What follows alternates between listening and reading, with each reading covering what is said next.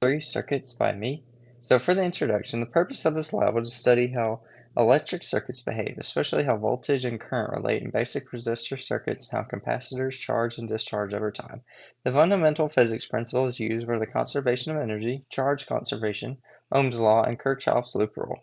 The models used were the circuit, resistor, and capacitor model. In this lab, we examined basic circuit behavior in RC discharge and found an experimental time constant of about 5.77 seconds, which was close to the theoretical sixth. So the main physics ideas, there's a couple. The first is Ohm's law and how it relates to voltage, current, and resistance. The second is how capacitors store and discharge their stored charges. The final is how RC circuits follow exponential decay behavior in the discharge rate.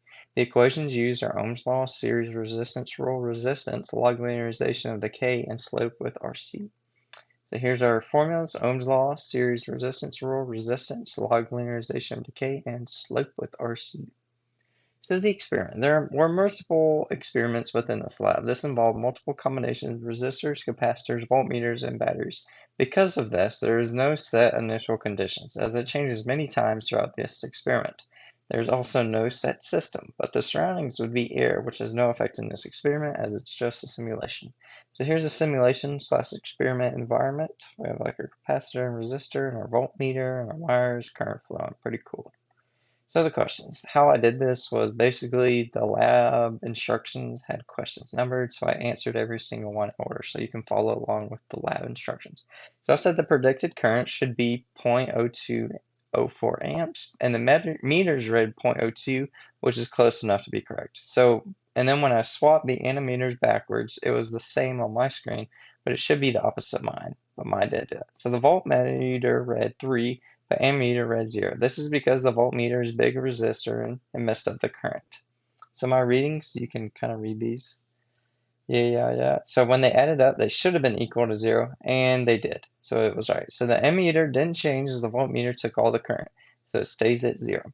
And then when you place an ammeter in parallel, there's a higher reading of the next ammeter as it kind of split off. So it didn't take as much. So when you calculate the resistance, I got 47 for the 47 one and 100.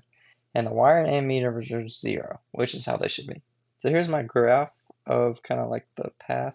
Starts up here, and then it drops down to like 2.1, stays the same, and it drops all the way down to 0, and then stays the same. You can see that.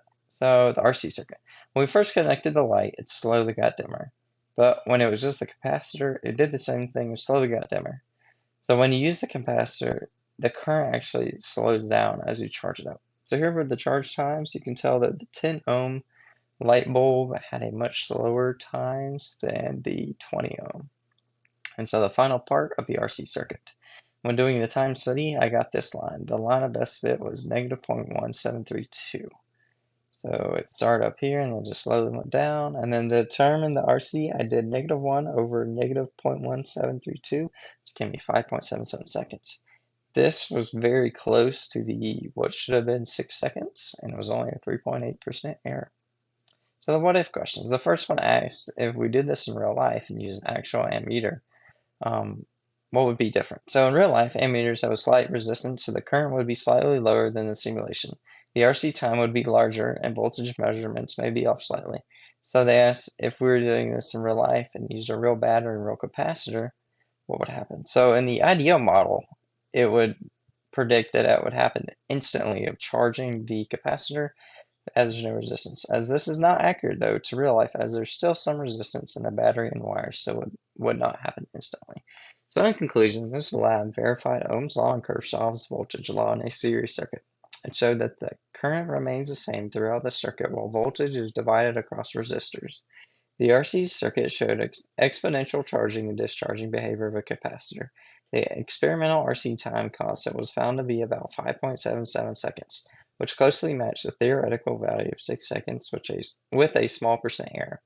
Overall, the results showed that ideal circuit models closely match real circuit behavior, with small differences due to non-ideal components of the circuit.